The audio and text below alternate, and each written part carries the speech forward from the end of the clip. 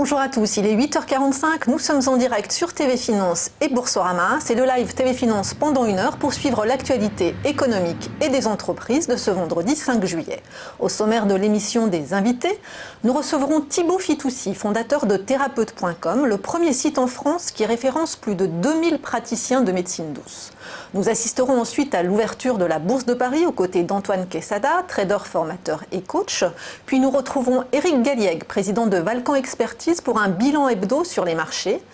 Son Thierry, DG et cofondateur de Didasque, nous expliquera comment rendre les formations professionnelles vraiment efficaces grâce au digital. Benoît Failly, président et cofondateur de My Weekend for You, nous présentera ce réseau français d'hospitalité qui permet à ses 30 000 membres de dormir chez l'habitant ou au contraire de recevoir chez eux. Enfin, Kevin Crabb, fondateur d'Aime-moi Paris, nous en dira plus sur cette marque de basket fabriquée en édition limitée et éphémère puisqu'elle s'arrête en 2023. Mais pour commencer, les 3 informations économiques de la matinée. Le marché du téléphone en berne. Les revenus de la téléphonie continuent de chuter en France.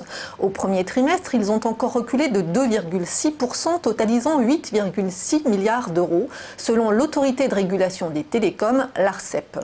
En fait, le marché est en baisse constante dans le fixe depuis fin 2017, malgré une progression des abonnés disposant de la fibre, une technologie censée être plus rémunératrice pour les opérateurs.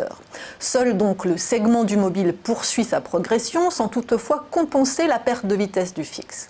Actuellement, la facture moyenne mensuelle des Français avoisine 31 € pour les abonnements fixes et 14 € pour les forfaits mobiles.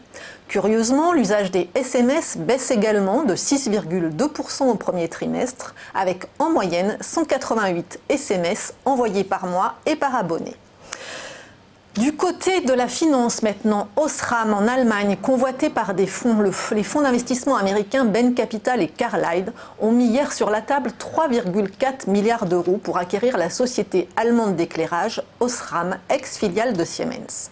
Le prix offert s'élève donc à 35 € par action, ce qui explique l'envolée du cours d'Osram à la bourse de Francfort. Les actionnaires restent néanmoins prudents puisqu'à Munich, le conseil de surveillance de la société ne s'est pas encore prononcé et doit se réunir prochainement pour décider d'accepter ou non cette offre.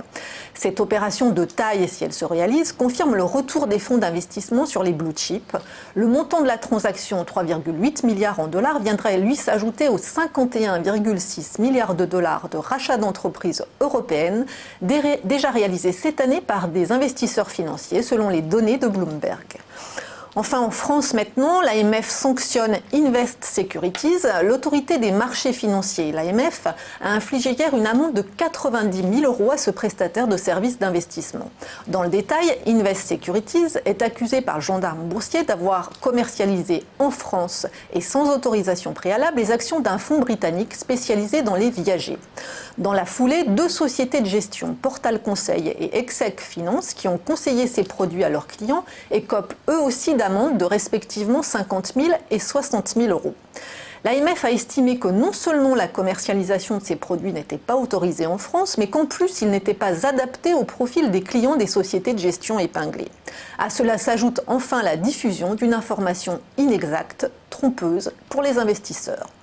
Retour maintenant à la Bourse de Paris. En préouverture, le CAC 40 est attendu en légère hausse. Hier, l'indice parisien a clôturé quasi inchangé à 5 620 points dans des volumes d'échanges très faibles puisque Wall Street était fermé. Aujourd'hui, hormis les news éventuelles sur la guerre commerciale entre la Chine et les États-Unis, les investisseurs suivront attentivement le rapport de l'emploi américain du mois de juin. Ce matin à Tokyo, le Nikkei a gagné lui 0,2%. Sur le marché d'échange, l'euro reste sous la barre des 1,13 $. Côté pétrole, le baril de Brent s'échange à plus de 63 $ et le brut léger américain WTI se rapproche de 57 $.